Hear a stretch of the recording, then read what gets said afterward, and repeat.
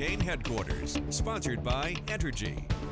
20 years ago tonight, Hurricane Rita hit southeast Texas with a vengeance. 100-mile-per-hour winds extended inland all the way to Beaumont as the eye of the powerful Category 3 storm passed through southeast Texas. It changed many of our neighborhoods forever. And when you mention Rita, many of our thoughts turn to that disastrous mass evacuation, the gridlock and lives lost in the process. Reporter Cameron Burchett joins us tonight with memories of the chaos. Cladra, 20 years ago, the now mayor of Nederland, Jeff Darby, was working as an investigator for the Department of Labor. He still remembers the anxiety he felt while evacuating. I'll admit I broke down crying on the way. I just seen so much. 24 hours before Hurricane Rita hit the Gulf Coast, Jeff Darby turned on the news to hear the latest information about the incoming storm. County Judge Carl Griffith said, "We don't think we're going to order evacuation unless something changes overnight."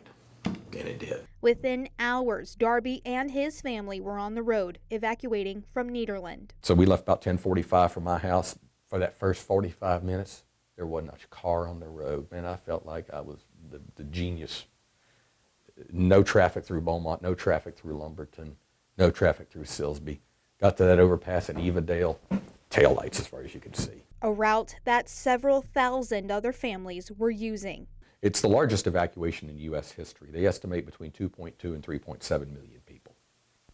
And I feel like all of them were in the same traffic as we were. He remembers the different factors that added to the traffic troubles. People were getting out of their cars and talking to other people in other cars. And when traffic would move, they'd have to get in their car. At that time, between Beaumont and Jasper, Highway 96 went from 4 lanes to 2 lanes to 4 lanes to 2 lanes several times. Construction. They were widening 4 lanes all the way, but it wasn't complete.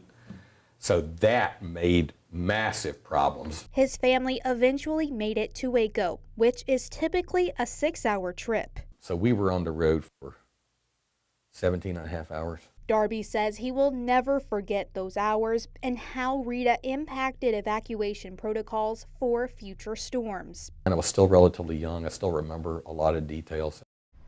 The storm itself killed 7, but more than 100 others died in the aftermath, many in accidents while evacuating.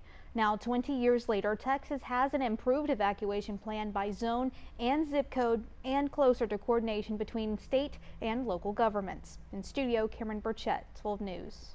Cameron, thank you.